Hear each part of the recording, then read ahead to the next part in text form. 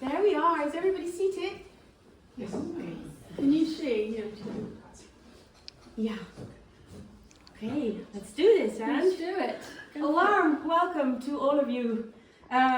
Thank you for joining us this afternoon on this very, very special occasion. We are celebrating and officially launching Angela's book today, The Palliative Horse. And a book that has been written in difficult times, as you might know. But being the true artist that she is, she channeled all of her thoughts, emotions, experiences and energy into writing and has managed to create this beautiful, beautiful book. Which, by the way, is in the top 5 on Amazon, inspirational motivation poetry, so well done. I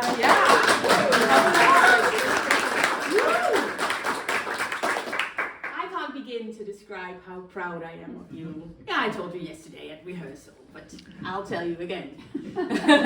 Very proud of you and how much I've enjoyed reading this book.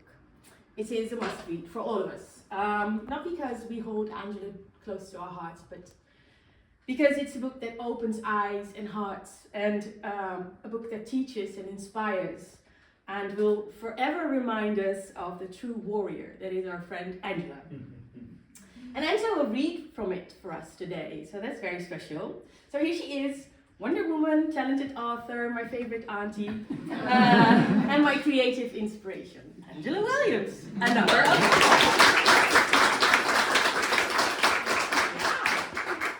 So I'll begin by asking you a few questions, but maybe you'd like to say something yourself. Well, I'd like to say thank you all for coming, especially those from North Holland, come a long way, but also those from 2 doors down. It's very nice to see you all, that you've all come to support me during this difficult time. So, yeah. But and also thank you too. the sun's come out. Yeah. Especially for us today. Also thanking Natal for everything she's done. Yes, I will. For supporting me. Yes. So I'll ask you a few questions and you can answer them and read us a little bit about from some of the stories in the book. So about the title, A Palliative Horse. What does it even mean? Yeah. Good question. Well, I wrote the story. Usually that's the way I go about writing. I write a poem or a short story, and then the first title is usually just a sort of placeholder, and then I go back. This story was originally called Against the Odds, which that means geen kans van slagen. But I wanted something more positive, and then a lot of people were asking me, oh, palliative care, what does it mean? Are you going to die soon? And so I was explaining the word that it actually means it's going to lengthen your life and give you better quality of life. And so that was the palliative bit. And the horse, well, I grew up on a farm. I always had ponies and horses. I show jumped for a while, so I had a very strong bond with horses, sometimes stronger than with people. And so they've always, and they symbolise freedom to me, because that's the first thing I lost when I got my diagnosis, cancer diagnosis. One of the first doctors said to me, oh, you had the molar in. And little did I think that I'd still be in that mill 2.5 years later. So horses symbolise freedom to me, and also a sort of universal symbol. I think when you see a horse galloping across the hill, it just lifts your heart. So I will read you The Palliative Horse. There's proof of the show jumping part on the fridge, by the way. You see the show jumping. Oh, there's somebody else now.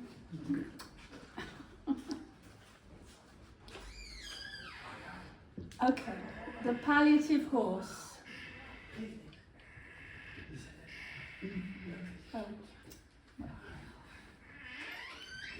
My hands went up at the auction when he high-stepped around the ring. No matter I lived in an apartment and didn't even have a shed to stable him. No matter I bid all my savings on a retired racehorse. No matter I couldn't ride, Just being in his presence healed me. When the gavel came down, I was part of flawed humanity again, free to make irrational decisions, to smoke, to drink, to gamble, because nothing could hurt me anymore.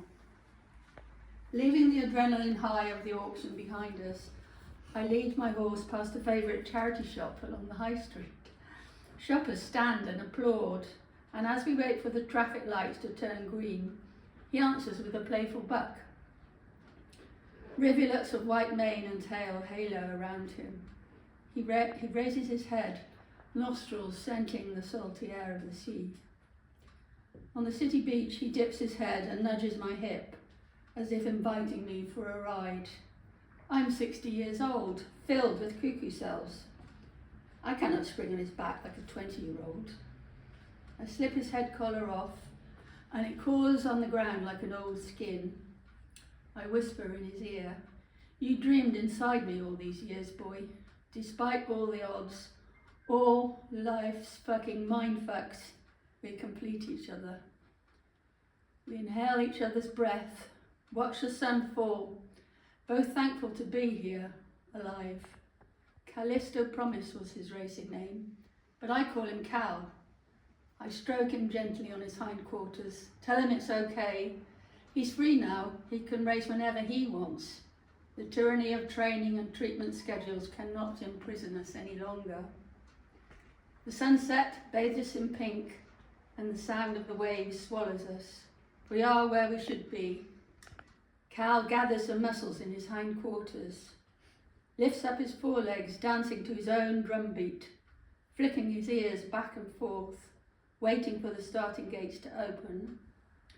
I stand back, inhale the sight of his gleaming muscle. Leaving no hoofprints in the sand, he explodes towards the shoreline, defines the waves, then merges with them, meeting the place we all long for, far out where the sea meets the sky. And then, taking off my clothes and tossing my keyboard cap to the wind, I follow. Beautiful.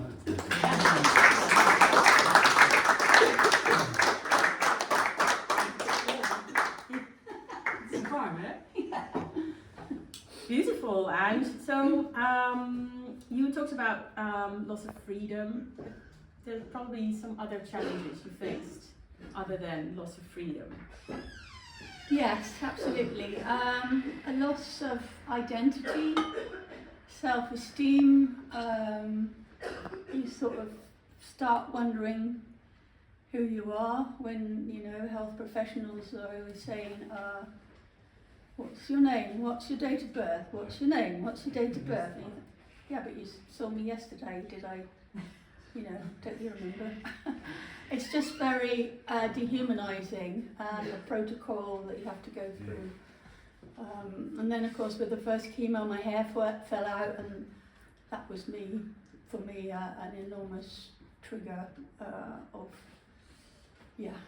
really losing myself. So you lose your freedom, you lose your identity. I wasn't able to write at that time, so I couldn't write myself out of it.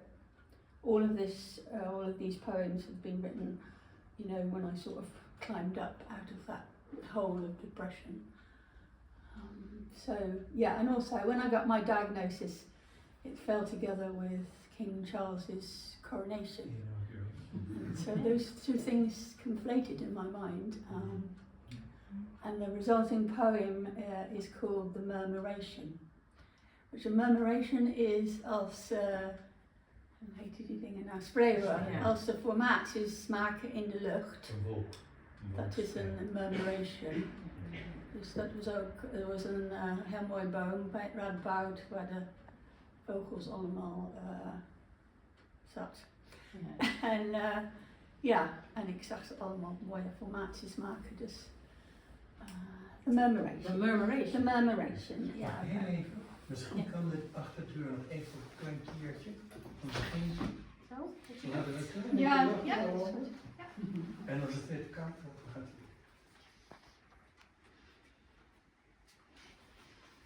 The Murmuration. Handel's Zadok the priest fills the abbey with music. Goose pimples rise on my arms.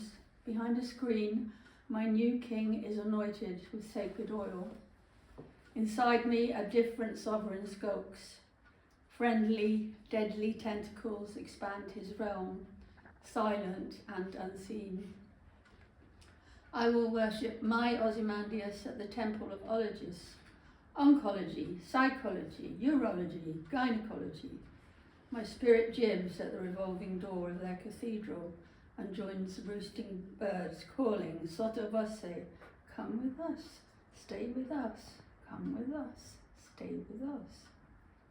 Inside the whale belly building, I am just a clump of cells. A barcode announces my presence, grants me an audience with mercurial gods. This cult of ologies is hard to leave. Tenacious as a terrier, shaking what's left of me in its jaws. No longer wife, sister, friend, dancer, writer, merely black and white stripes. I bawl out my humanity in a side room. A cult member promises to make me better. Can I believe her? Or is she reeling me further in with skilled surgeon's hands? The cathedral spits me out in fading daylight. Crisp air enlivens my cheeks. Tree branches are alive with song. Starlings spread iridescent wings, prepare to head east. Soon the murmuration will begin.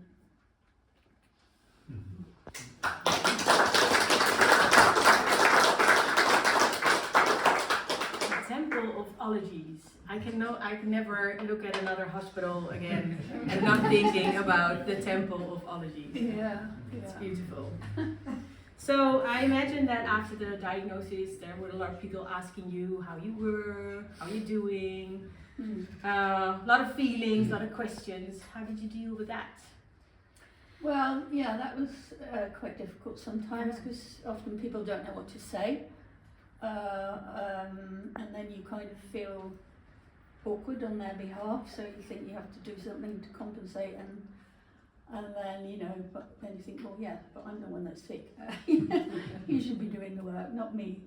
And also there's a temptation to give advice. Oh, have you tried this? Have you tried that? And, oh, my Uncle Albert, he smoked like a train, he drank like a fish, but he battled cancer till he was 89 or something. And then you kind of think, yeah, but I'm not Uncle Albert. So, yeah, my advice would be, don't give advice, because every cancer case is different. It's a very complex disease. And so much easier to treat than others. But yes, of course, I know people mean well.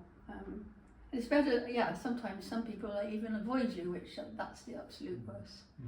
So, yeah. But they mean well. But they mean well, which leads rather neatly into my next poem.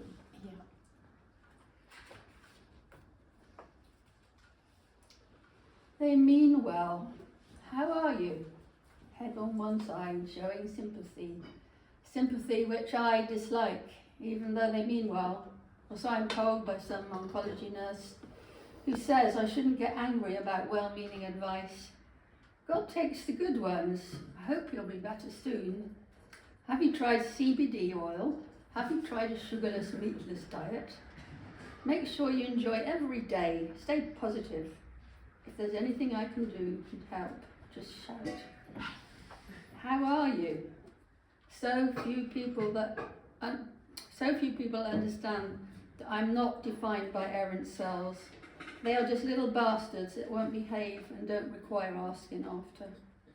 I am not more special than I was. Take off your kid gloves, please. How are you? I still live a full life. I've not been transformed into a walking set of symptoms. Ask me about a poem I wrote when I galloped across a hillside, lay among bluebells, shared an ice cream with my dog, cycled alongside the river, smelled mysteria, ate honey and banana, enjoyed lunch with a friend, read a good book, binge-watched Emily in Paris. But what can you do? Because the question comes from a place of concern. And people really do mean well.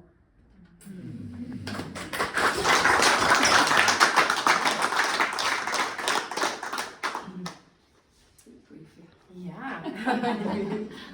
You don't need this. I don't need this. So you mentioned resilience in your poems, veerkracht. How are you able to maintain that resilience? Well, sometimes with humour. I've got a quote that I really like from Woody Allen. I'm not afraid to die, I just don't want to be there when it happens. And I very much echo that sentiment. Frank and I have a joke together when I go for chemo. I say, oh, I'm in room 101 again. And room 101 is in George Orwell's 1984, like the worst, where your worst nightmares come true. So it's kind of ironic that I have to go there for chemo. So and also, well, humour and then writing, of course. When I took this, well, I've been writing for many years, 20 years, 30, well, a long time. But this poetry course I took in 2024 that really started my creativity again. And that, you know, that really helped with getting back my self-esteem. I gave a reading at the Amsterdam bookshop, book centre, and that really helped me get my oomph back. So yeah, humour, although yeah, there's a lot of tears as well. Humour, tears, creativity, yeah, all of those. Wonderful. Yeah, and a sort of stoicism that comes over you at a certain stage. You know, had so many interventions, so many treatments that you think, okay, this is my new reality Let's now. get on with it. Yeah, yeah, you just have to deal with it. But we have to try, don't we? Yeah, okay. Yeah, so my next poem, but we have to try, don't we? Here I am again then, in room 101 on the 5th floor. I'm the only one. Stop again. Here I am again then, in room 101 on the 5th floor, route 662. I am the only one who understands the irony. Nurses here and at Radboud haven't read 1984. This time it's orange. I've had blue, clear, and now a cheerier hue. I listen for the crackle of Lucozade and the sneeze of childhood illnesses, ones that would heal. This chemo has a mythical name, Calyx, a river from the ancient world. Surely with a name like that it will do something powerful. The sedative lays a path. I half close my eyes. A goldfish swimming in the orange bag of liquid. Or is it bleeding orange blood? Smiling, I reach for it, and it kisses my finger as if it wants to talk. Once I won a goldfish at a fair, but too much water spilled from the plastic bag on the way home. We tried to fill the bag again in a stream, but little fish slipped away. Would it survive in the wild? Probably not. Can this one survive swimming in the Calyx? Probably not. But we have to try, don't we?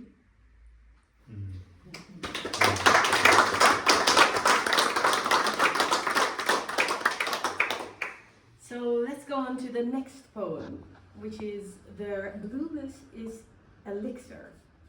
And it talks about you searching for bluebells on a trip to London. So what is so special about these wonderful flowers, spring flowers? Well, they only flower very briefly, and I haven't seen them for many years. You know, when you see them, they're usually in woodland, and it's just like a whole carpet of blue, and it smells gorgeous, and yeah, it just reminds me of home, I guess. And I remember once leaving England, and the bluebells were just coming out, but we had to go and get the ferry.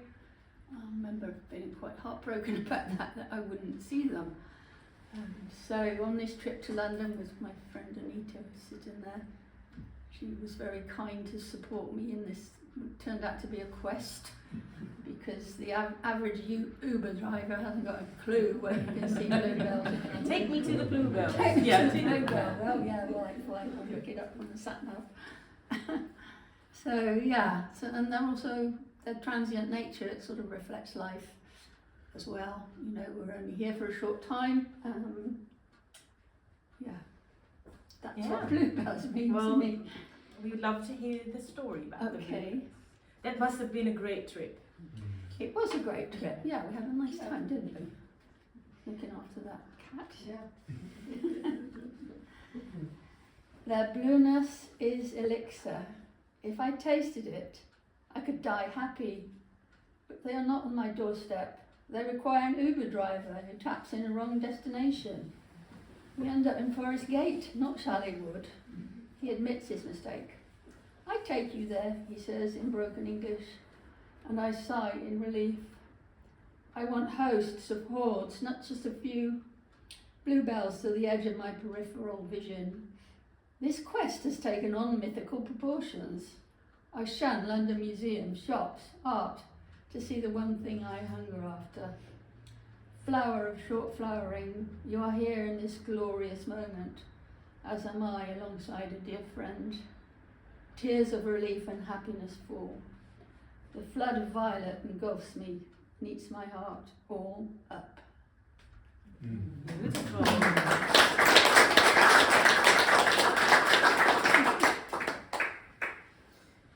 So, yeah, I think everybody who hasn't bought a copy yet should today, because it's going to be signed for you, obviously, by the author herself.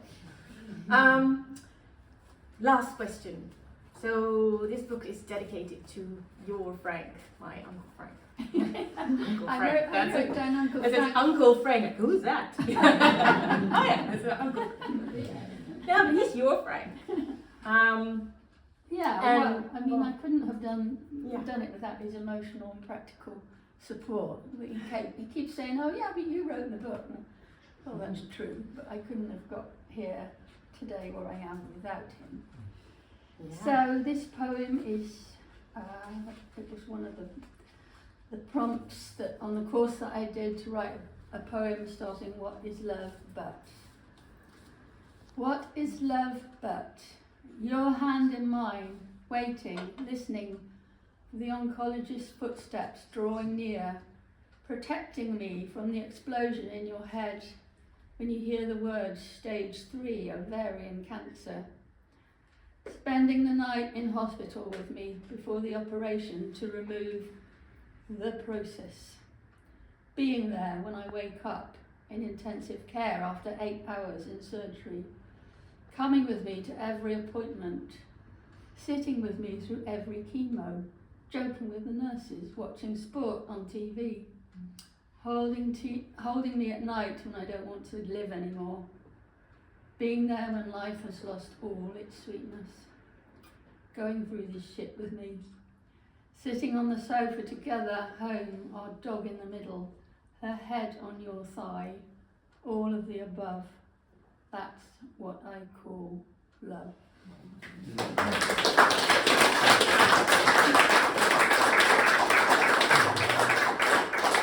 That is so beautiful, so beautiful. So I think this concludes this wonderful voordracht. We should have a toast on Angela, on the book, on us being together here, on this beautiful day, on the sun coming out, on just whatever we have to celebrate. Let's do it. Do we have champagne? Yes, we do. All right. We do. Well, thank you everybody. You've had a lot of applause, but let's do one more. Okay.